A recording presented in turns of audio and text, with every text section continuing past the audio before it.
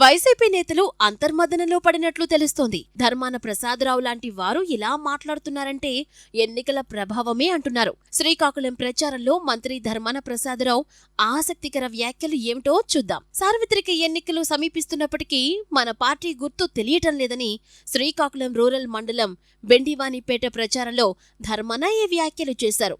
ఎవరికి ఓటేస్తారని ఎవరిని అడిగినా కూడా టీడీపీ అధినేత చంద్రబాబుకే అంటున్నారు.